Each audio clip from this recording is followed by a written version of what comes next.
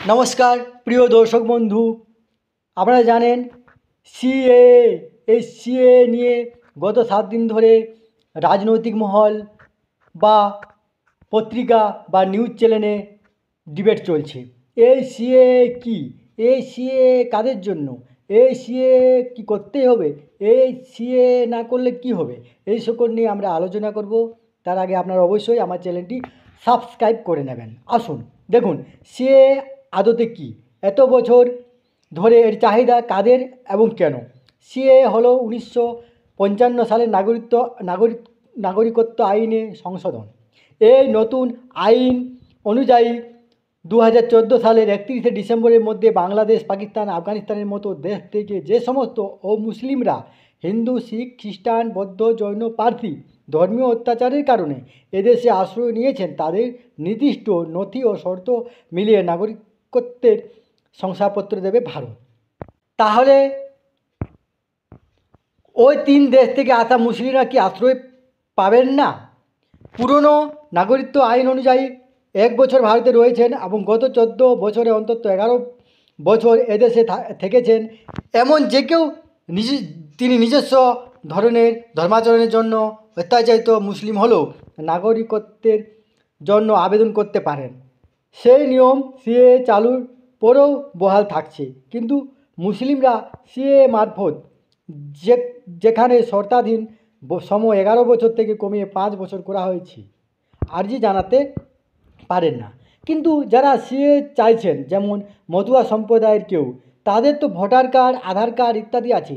তা সত্ত্বেও কেন সিএ চান তারা?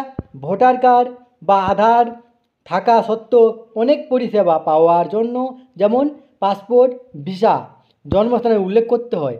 সেক্ষেত্রে প্রতিবেশী দেশের ঠিকানা দেওয়া হলে সমস্যায় পড়তে হয়। ভিন রাজ্যের কাজে যাওয়া থেকে শুরু করে যে কোনো ক্ষেত্রে জন্মের প্রমাণপত্র দাখিল করতে গেলে একই সমস্যা। অনেকের বিশ্বাস সিএ থেকে সমস্যা মেটাবে। সিএর জন্য যে সমস্ত নথি চাওয়া হয়েছে তা কি সকলের কাছে না থাকলে তারা কী করবেন? নথি না থাকলে আবেদন করতে পারবেন না, তাই আবেদনের জন্য প্রয়োজনে কাগজ জোগাড় করতে হবে। সিএর জন্য আবেদন করে তা খারিজ হলে কী হবে? তাকে কি হিসেবে গণ্য করা হবে? তার ফলই বা কী? এই বিষয়ে স্পষ্ট কোনো কিছু বলা নেই। ভারতে যারা অবৈধভাবে রয়েছেন বলে প্রমাণিত হবে, তাদের কি এই আইনের পরে নিজেদের দেশে ফেরত পাঠানো হবে? স্বরাষ্ট্রমন্ত্রক জানিয়েছেন, অনুপ্রবেশকারীদের পাকিস্তান, আফগানিস্তান ও বাংলাদেশ ফেরানোর প্রশ্নে ওই 3 দেশের সঙ্গে কোনো দ্বিপাক্ষিক চুক্তি নেই।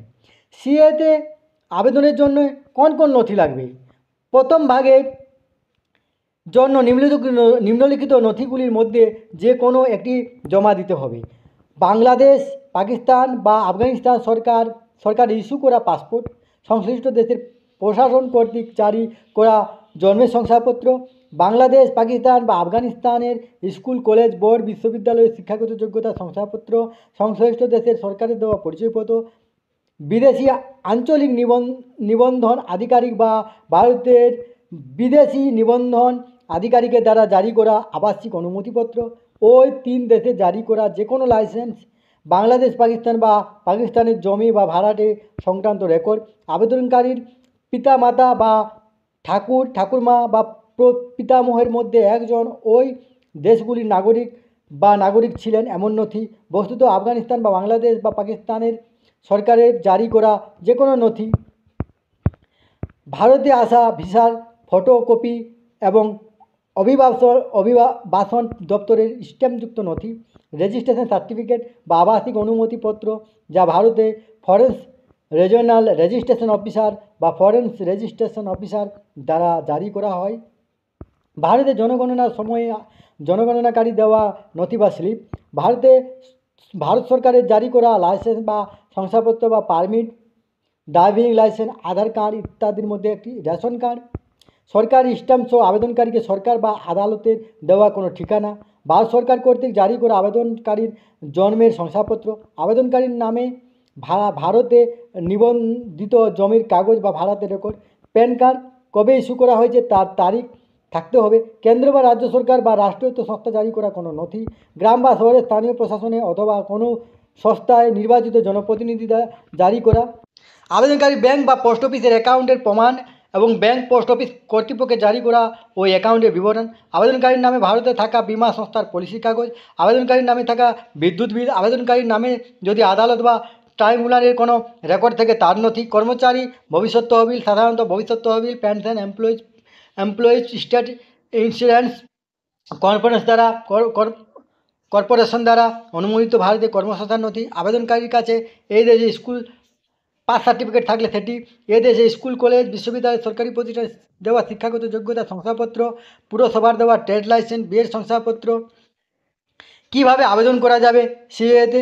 স্বরাষ্ট্র মন্ত্রক জানিয়েছেন www.indiancitizenship.online.nic.in তে গিয়ে আবেদন করতে হবে।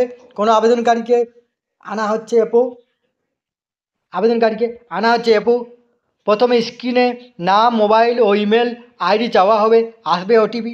পরবর্তী ধাপে আবেদনকারীকে বেশ কিছু প্রশ্ন করা হবে, যেমন আপনি কি 31/12/14 সালের আগে ভারতে এসে প্রবেশ করেছেন, কোন দেশ থেকে এসেছেন, পাকিস্তান, আফগানিস্তান, বাংলাদেশ নাকি অন্য দেশ, আপনি কি হিন্দু, শিখ, জৈন, বৌদ্ধ, পার্সি, খ্রিস্টান বা অন্য কোনো ধর্মে, আপনার কি বৈধ ভারতীয় ভিসা রয়েছে। এই ধরনের কিছু প্রশ্নের উত্তরের ভিত্তিতে আবেদনকারীকে নির্দিষ্ট ফর্মে আবেদন করার পরামর্শ দেওয়া হবে। ওই ফর্মে করা প্রশ্নের উত্তরের ভিত্তিতে স্ক্যান করা তথ্য আপলোড করে জমা দিতে হবে আবেদনকারীকে। শেষ পর্যায়ে ওই আবেদন করার জন্য 50 টাকা অনলাইনে জমা দিতে হবে আবেদনকারীকে। সিএর সঙ্গে কি আদৌ কারো নাগরিকত্ব হারানোর সম্পর্ক আছে? কেন্দ্রের দাবি, না, কারো নাগরিকত্ব হারানোর প্রশ্ন নেই। সোমবার কেন্দ্রীয় স্বরাষ্ট্র মন্ত্রক সিএ নিয়ে ইতিবাচক ভাষ্য শীর্ষক এক বিবৃতিতে জানিয়েছেন, সিএ এর কারণে কোনো মুসলিমের এবং অন্য ধর্মাবলম্বীর ভয় পাওয়ার কিছু নেই। এই আইনের ফলে তাদের নাগরিকত্বের কোনো ধরনের প্রভাব পড়বে না, বরং কোনো ভারতীয় নাগরিকের এই আইনের পরে নিজের নাগরিকত্ব প্রমাণের আর নতুন করে কোনো নথি দেখাতে হবে না। এই সকল তথ্যগুলো আপনার সাথে শেয়ার করলাম। ধন্যবাদ। সুস্থ থাকুন, ভালো থাকবেন।